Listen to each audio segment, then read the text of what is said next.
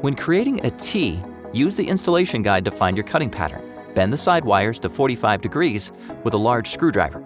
Then secure the side wires with an SWK splice washer kit. Add SWK splices to secure the bottom wires. For cutting steps, follow the installation guide for an EZT90T. The EZT90 bar makes the unit strong and works on any horizontal fitting. Thread all nuts loosely first, then tighten for a secure junction. One EZT90 kit will make one T-junction.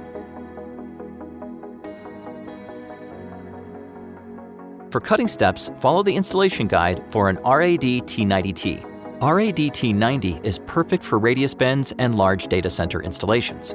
The RAD-T90 creates a radius turn that makes pulling cable easier and provides additional cable support in the radius area.